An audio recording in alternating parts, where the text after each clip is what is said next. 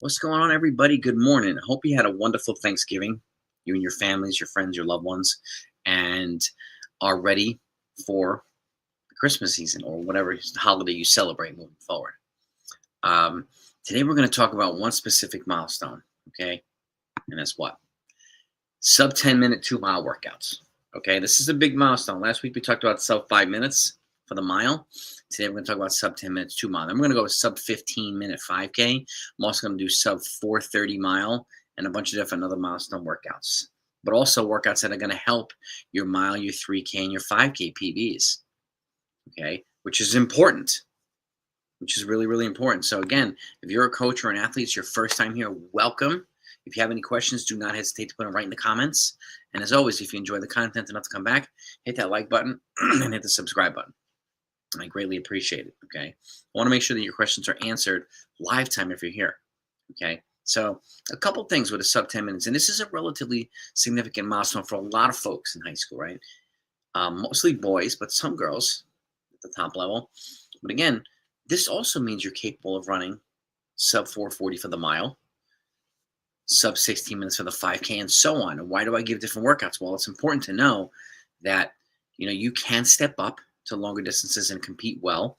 You can step down to the shorter distances and compete well. Okay. And as a former college coach, this is one of the things that a lot of us look for is versatility. If you're a miler, if you're a 2-miler, sometimes you're going to step down to the 4x8 or step down to the DMR. Sometimes you're going to run 2-mile, 1500 3K, and so on and so forth. So we want to know that you're able to step down or step up in distance and still be competitive, right? Which is why training at multiple paces is really, really important. Okay. And again, and in some cases, not a lot, but 2-milers will step down to the 4x4, right? Because of necessity, because they have to, because of lack of depth on their team. So you want to make sure that you have leg speed. This is why training leg speed is so important. But keep in mind, too, when you're in the 4x8, specifically, you're going to go up against people stepping down to the 800, more distance-oriented folks. You're going to go up against quarter-milers stepping up to the 800. So you have to deal with both. Right? Leg speed people, strength people, and so on and so forth. So it's important to be ready for any scenario, right? Which is why I bring this up here. Training in multiple paces is critical to improvement as a runner. I say this all the time, okay? It's deployed differently each season, but no less important at any point in time. Being strong and fit enough to step up in distance. So if you're 2 miles, stepping up to the 5K. And a lot of times if you go to from high school to college, there is a tendency for a lot of folks to step up in distance at some point. Okay, but you want to be fast enough to step down. Like I said, there's a lot of folks running 2-mile or 3K, come back and run the DMR, come back and run the 4x8, right? At a track meet. So I'll step down to the mile. Some folks will run the 2-mile and they'll run the 1,000 or the 600 meters or whatever it might be. 800 meters open. Okay, so that's why I say versatility is a huge weapon to deploy. The more versatile you are, the more dangerous you're going to be. The more dangerous your athletes are going to be at a track meet. And that's exactly what we look for. Okay, like I said, the tendencies are to step up in distance as you get older and more experienced, and that's generally stepping up from high school to college. Now, before we go any further, we got a question here. Multi-Kenny, what's happening, man? And welcome to the Top of the Line Running family. I really appreciate you. Leon Share, interested in this as someone wanting to specialize in the 8, but nearly 40 years old, but still want a lifetime sub 16 5K at some point. Currently runs 16:04. All right, man. 2-mile is that middle ground, and a sub 10-minute 2-mile is a good thing to be shooting for if you can, which is about, I'd say it's 2 miles, about 9:15 and 9:20. Sub 9:20 is definitely a good benchmark, and for 3 kilometers to shoot for if you want to break a 9. And when I talk about breaking 9 minutes, I don't mean 9:59. I'm talking about at worst 9:55 or faster. Now we have a little bit of margin of error, so that if you're ahead and you happen to fall apart at the end of the race, you can still get under 10 minutes. Okay, I build out the training so that you have enough cushion to still achieve your goal or hit your milestone. If that makes sense. Okay, another question here. Currently transitioning cross country athletes to the 3200 and 1600. Okay, hi Rockman. Now, how are you transitioning them? Have they gotten a little bit of a break from cross country? Are they kind of transitioning? And this is another thing that's important. You know, training multiple paces is not only important in the track season, but it's also important to train multiple paces in the cross country season, right? And you'll see I give multiple pace workouts.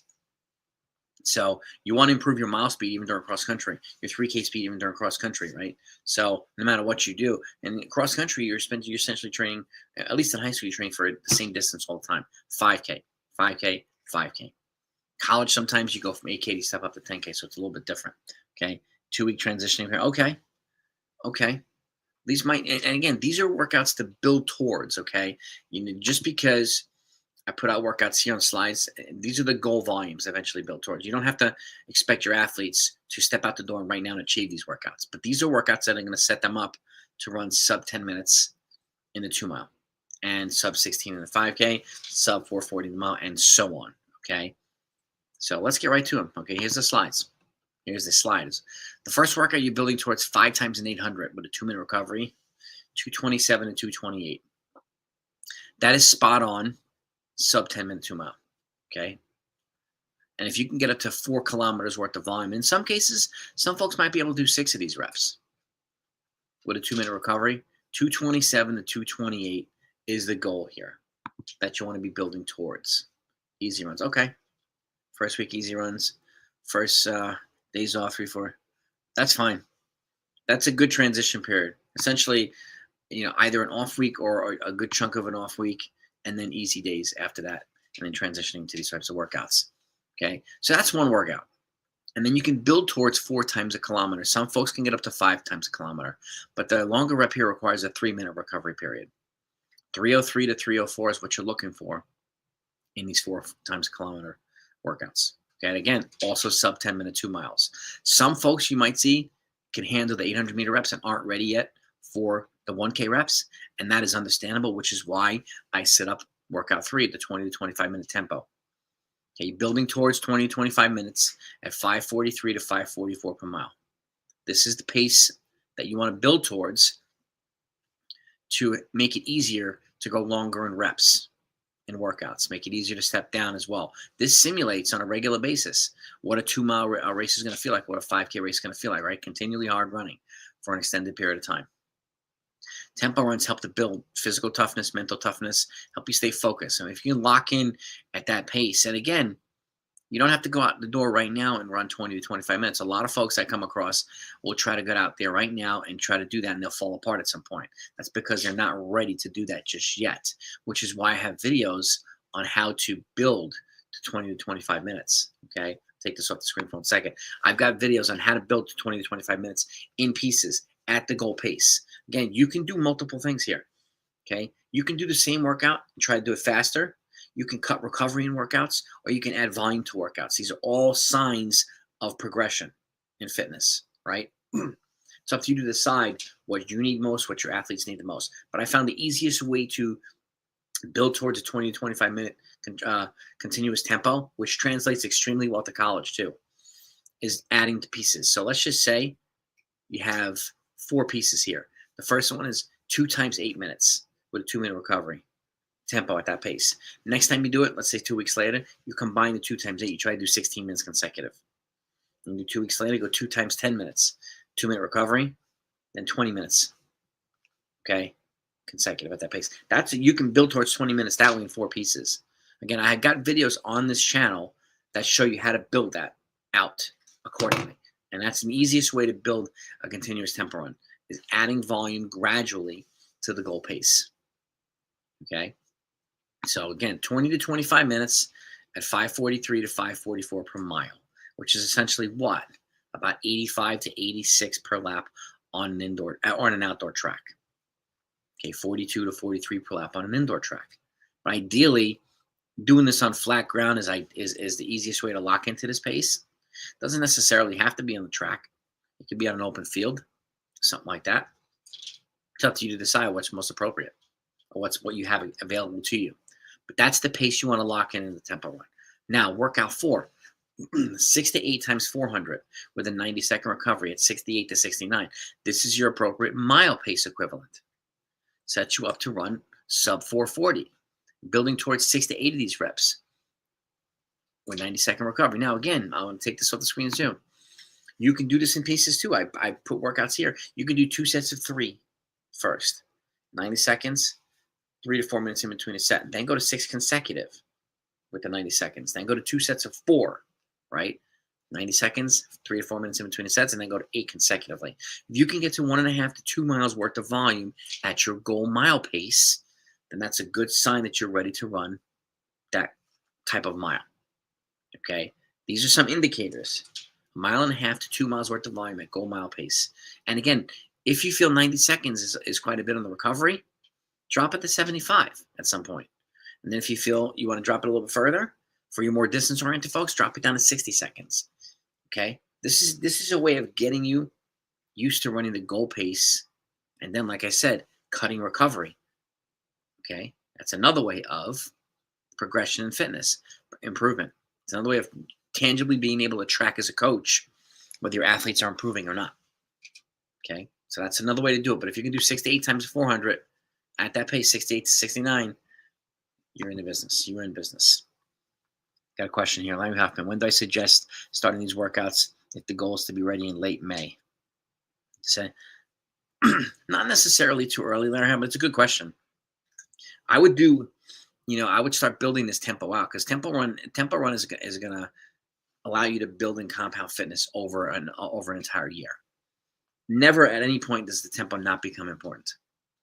Okay, so I would be gradually building that out. You could even include some threshold reps to complement tempo. Threshold reps are essentially 800s to 1K reps with a 1-minute recovery, and they're 8 to 10 seconds faster per mile than the tempo run pace. So threshold reps would be 533 to 534 per mile pace instead of 543 with a 1-minute recovery. And you can build towards 6 times a 1K, 7 times a 800, and so on. This is another way of building your VO2 max in a way that's not going to take away from your preparations for a race. But I would definitely encourage you to do that, build your VO2 max throughout the season, especially if you're looking to run these races in May.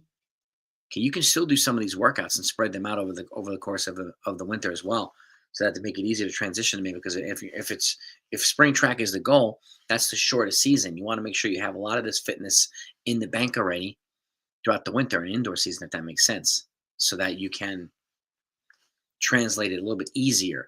Winter's the longest season, right? Indoors the longest season of the 3. Outdoors the shortest season of the 3. So you have less time to kind of build this stuff out. This is why you want to build a lot of this fitness throughout the winter and the indoor season, if that makes sense, Larry. Another question: what's your mileage suggestions for this kind of achievement? So this is a good question too.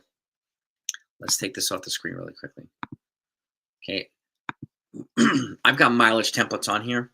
But generally, the way I've found to be effective, and it varies for athletes. There are some exceptions, but most of the norms is, as a 9th grader, I generally start at 5 miles. I build towards 5 miles a day in 6 days, 30 miles per week. Okay? So, with every Sunday being off. As I go to 10th grade, I bump it up to 6 miles per day. So it's no more than 7 miles per week of an increase. But the off day is every other Sunday. So now we're doing 42 miles in 6 days, 36 miles. 42 in 7 days, 36 in 6 days. You're averaging the same amount per day, whether you're running 6 days or 7. That's the progression from freshman to sophomore, from 9th to 10th. As a junior, I try to bump them up to 7 miles per day if I can, which is 49 in 7 days, 42 in 6.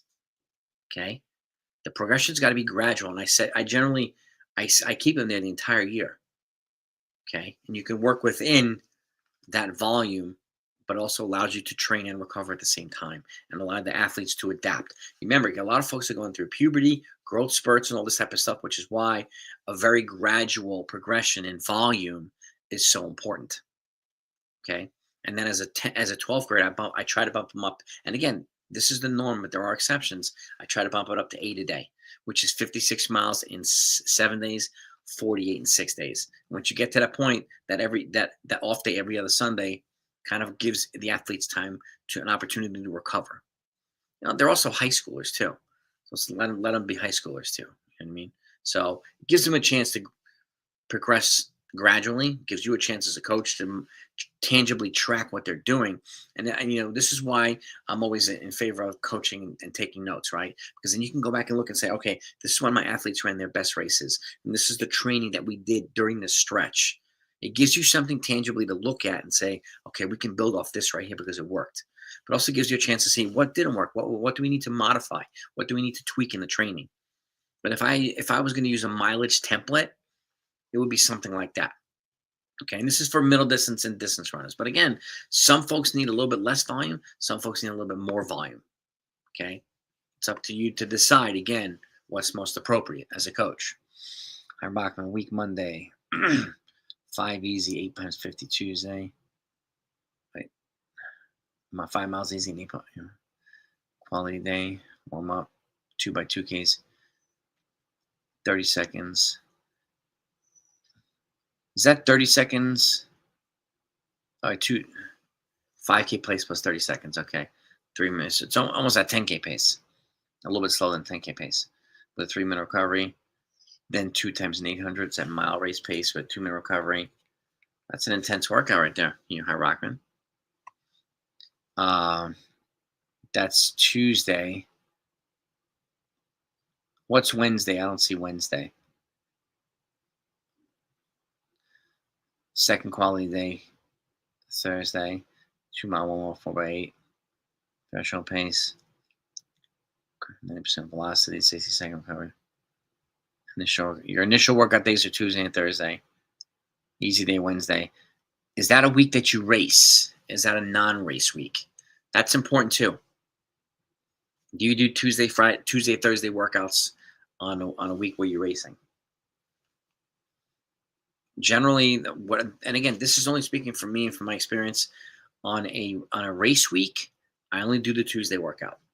I do some light speed after a run on Thursday, and then I race Saturday, right? If it's most likely Saturday. On a non-race week, I generally do Tuesday, Friday workouts.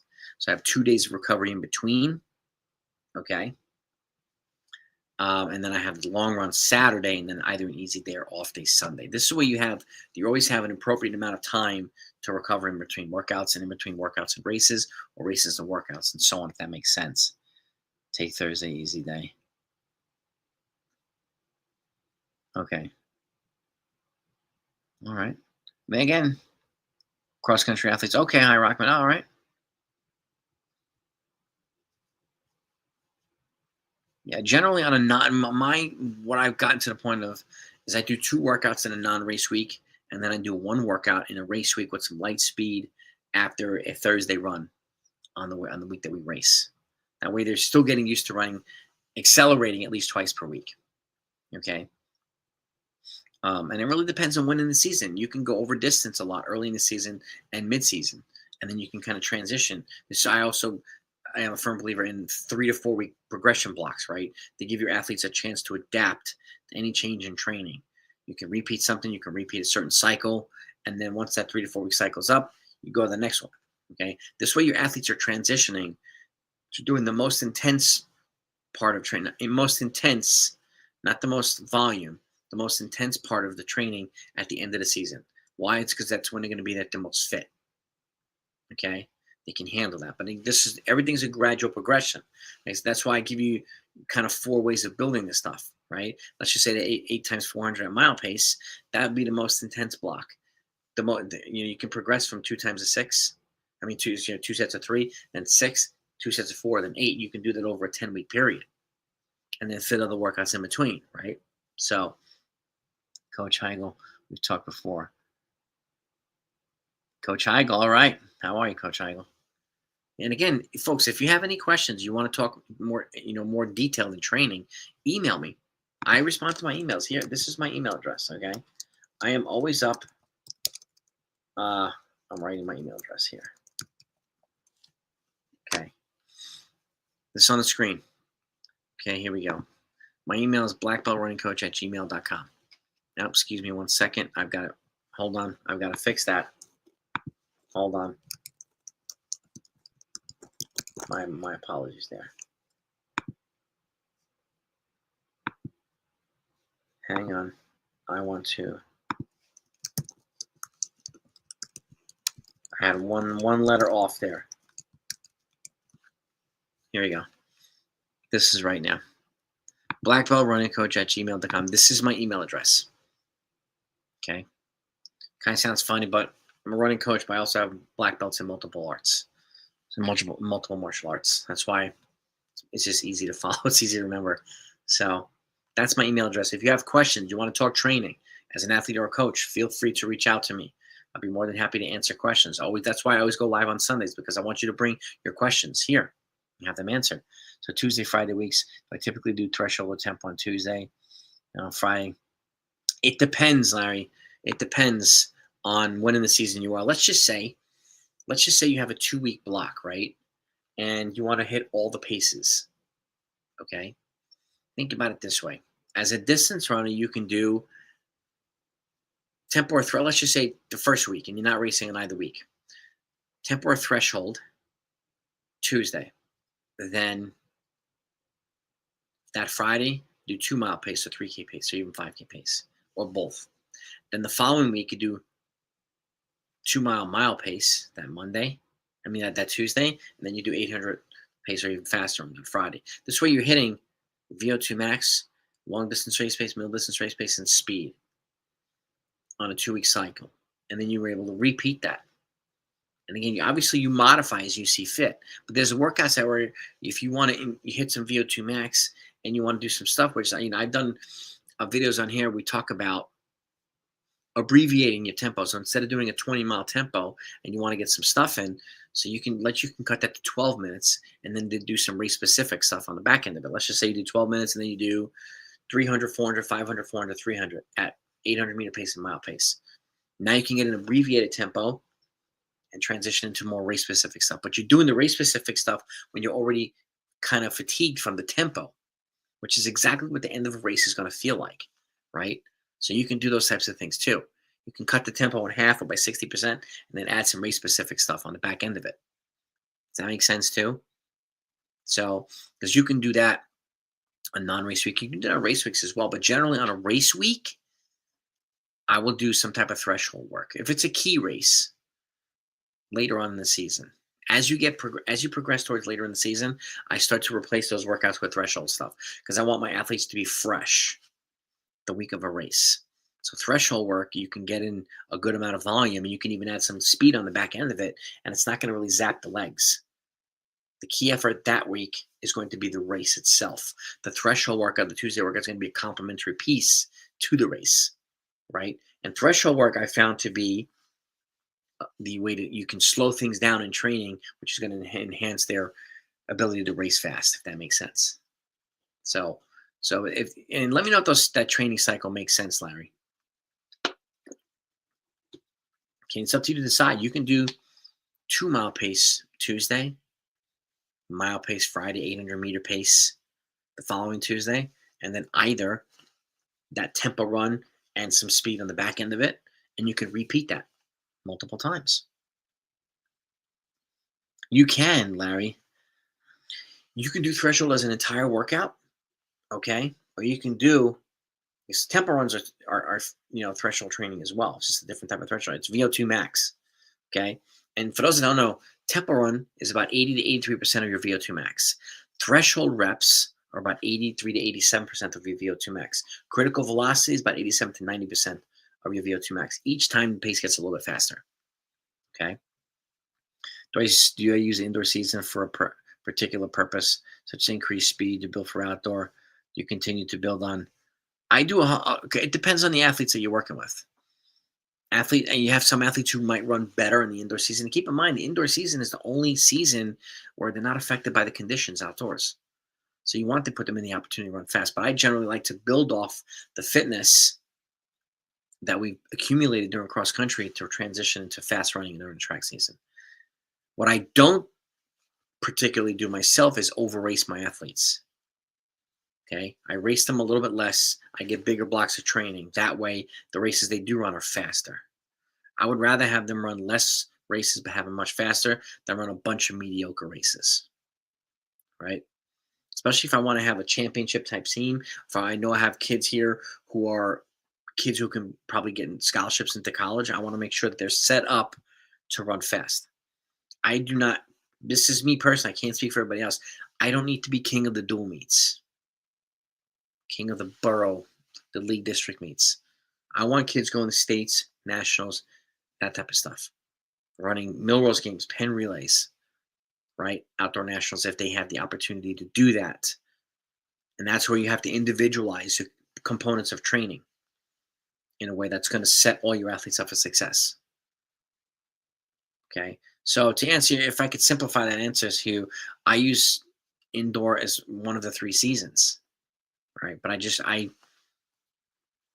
look at what the races are. And again, even if high school, I don't race my kids twice per week in high school and cross country. I barely race them every week in cross country, right? February, March indoor season. That's the latter part of the indoor season. They have a max amount of indoor meets here. It really depends on what event they're running. It really depends. And this is another way I'd look at it too. I generally like to test their strength, their speed, and then their event specific stuff. How do I do that?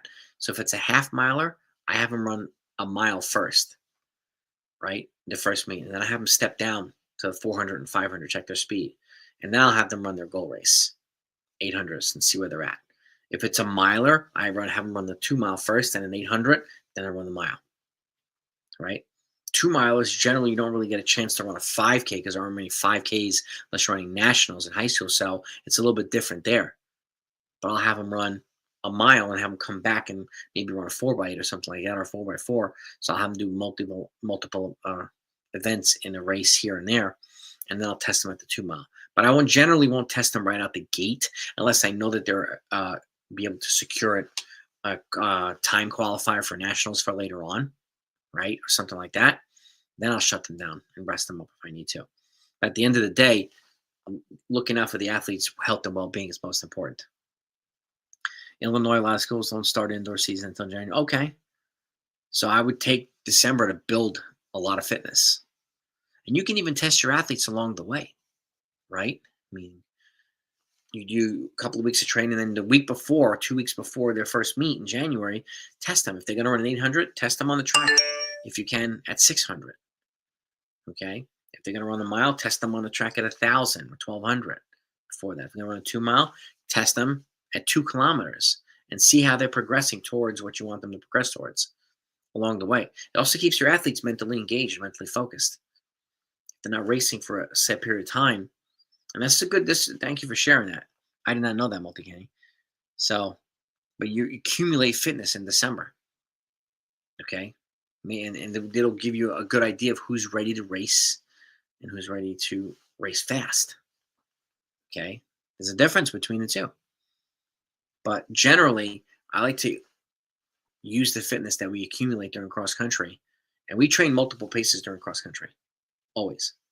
Okay. So it makes it easier to transition to track later on. Not every workout needs to be long in cross country. Not every workout needs to be short in track. Okay. A balance between the two is going to send, and it goes back into what I was saying earlier, versatility. I want my distance runners to be able to step down to middle distance events. I want my middle distance runners to be able to step up to distance events if need be. It won't always be the case, but in some cases, if you don't have the depth on your team and you need some points because it's going to help you in the 2 mile or the 800 or whatever it might be, and you have an athlete who might be able to step down or step up, and that's where training your athletes at multiple paces comes in handy, because you have athletes who can actually do that for you without having to overdo things either. So training in multiple paces is definitely a good thing, and basic speed development all year round, right? Even my 2 milers, I want them to be able to run a fast 400 if need be. Okay. Which is really, really important as well. So let me know if these answers make sense to you. Good day, Michael Young. Can I discuss about peaking 800 and 1,500 high school athlete? 13-week schedule, 2 peaks, 2 months apart. Two peaks. Um, can you give me some insight, Michael Young, onto two peaks?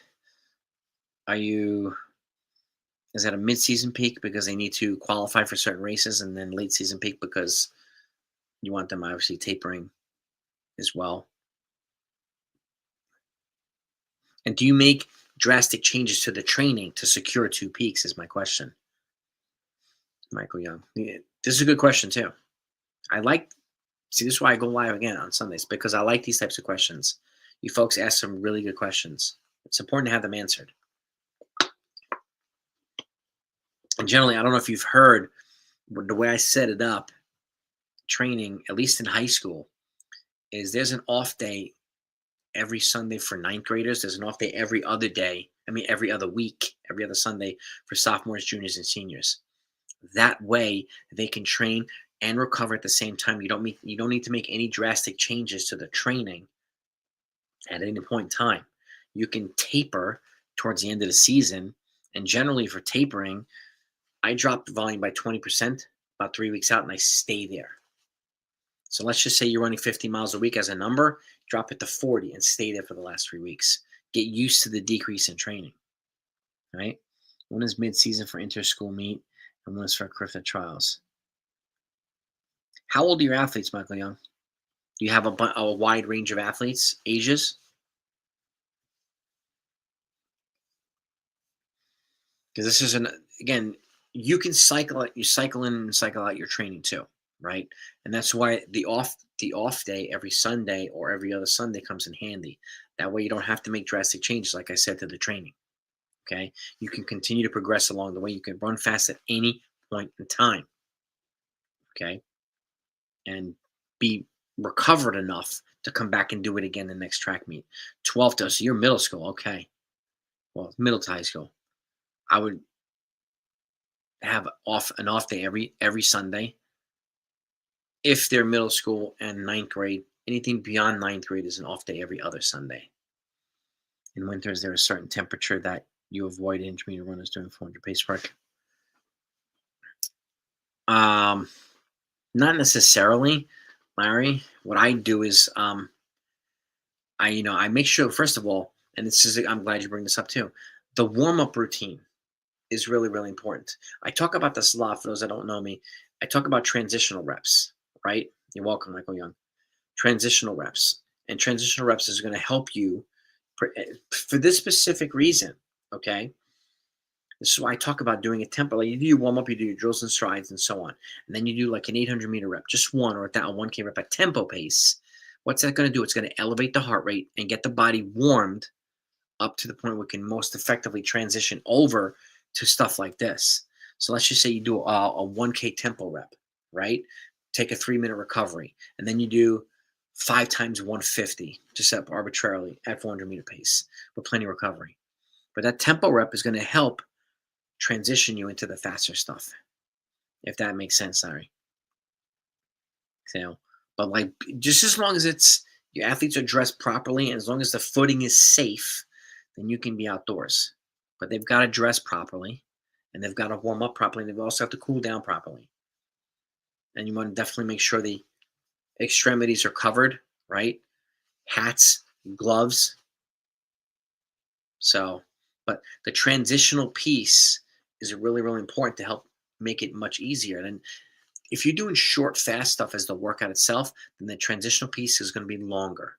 If you're doing stuff like a tempo run, let's just say you're running tempo run at 6 minute per mile pace, you run a couple of 200s first with a 200-meter jog. You try to lock into that pace, 44 to 45 seconds before the tempo starts. That way you've identified the pace, so you're not having to look for it in the workouts. So the transitional piece, and I don't know if a lot of people do this, but it's something I've done for about a decade now.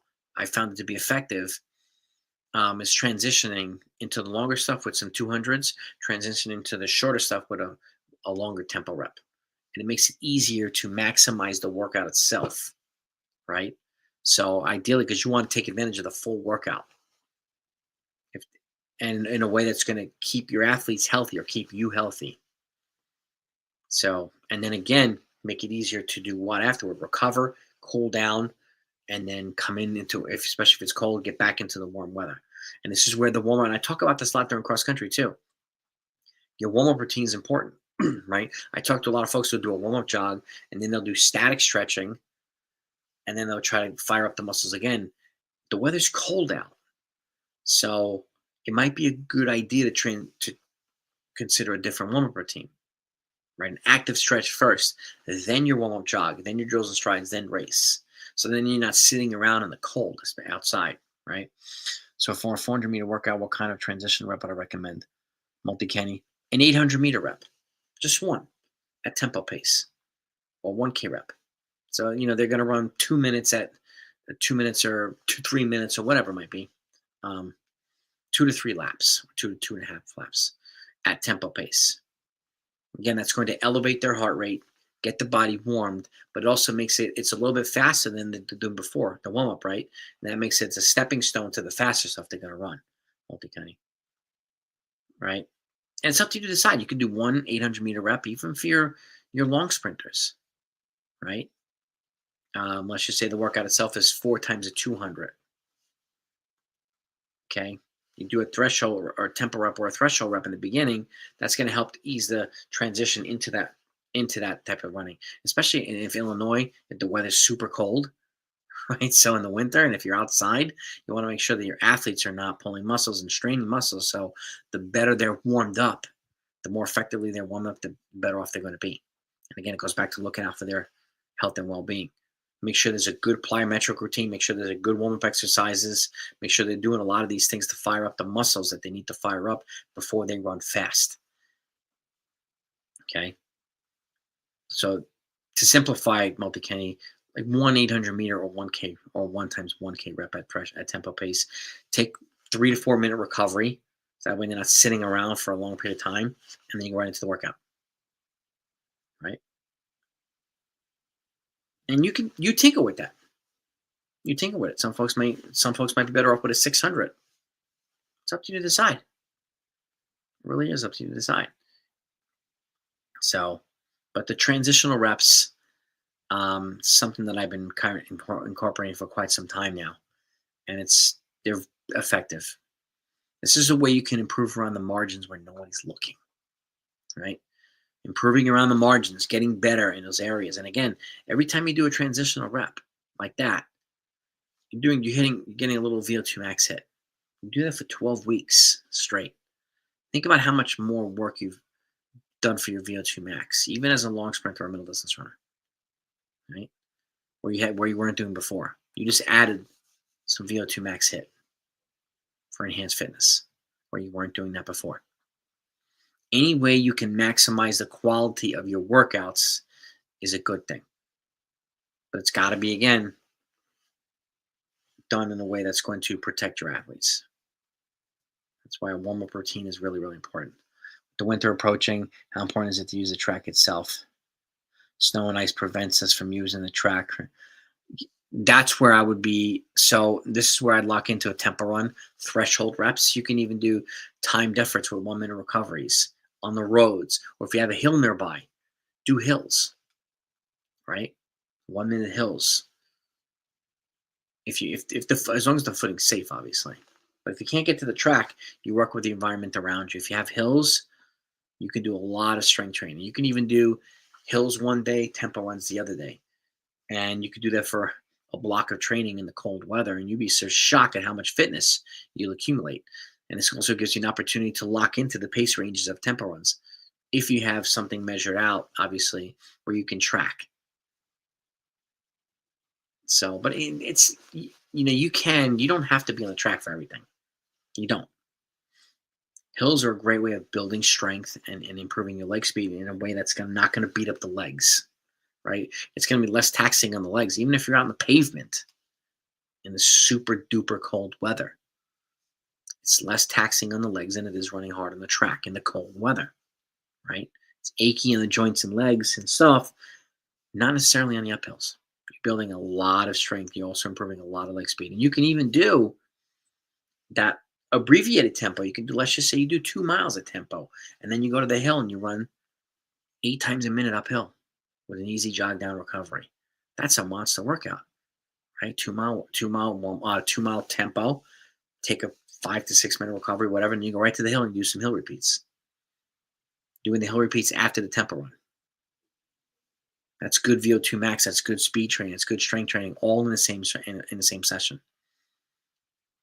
It's not sexy, but these are the types of things that's going to make you very tough in the cold weather and ready to transition from when the weather does get more favorable and you can start running fast.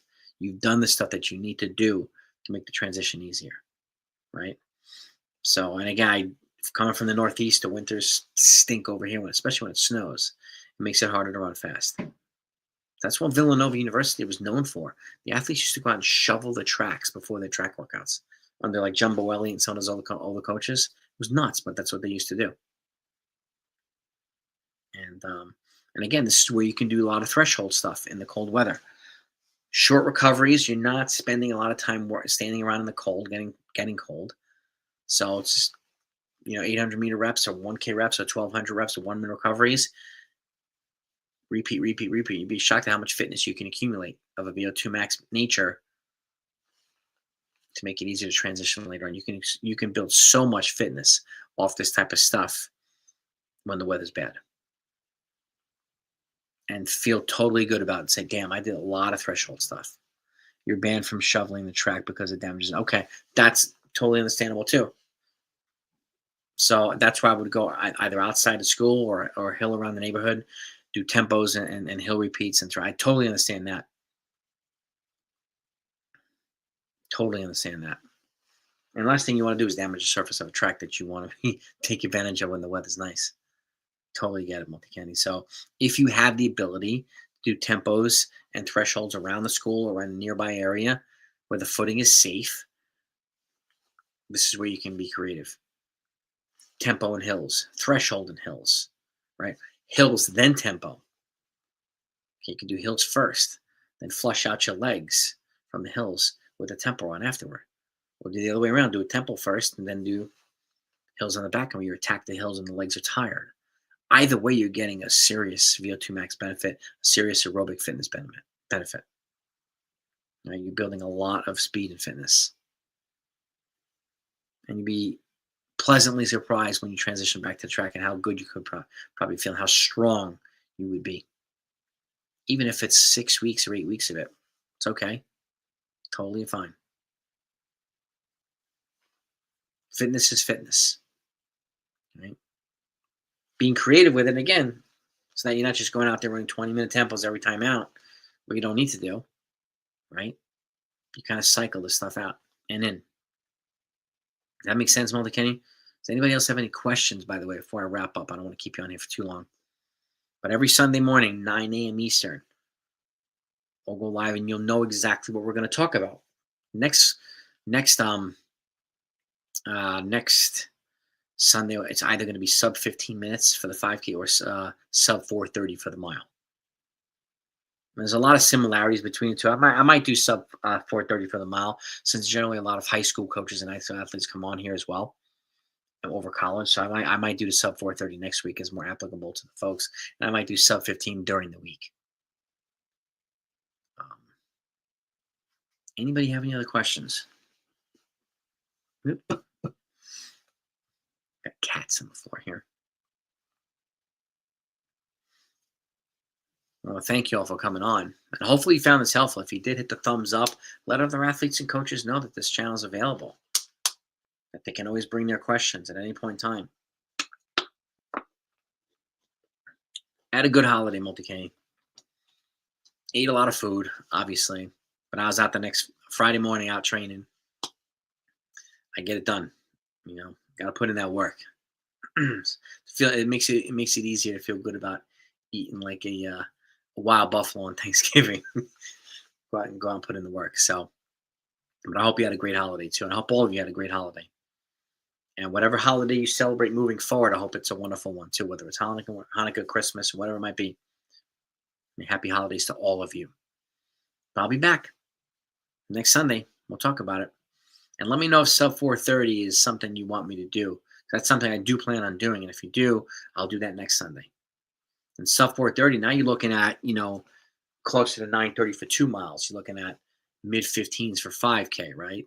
So that's a little bit different. You're looking at closer to 2 minutes in the 800 as well.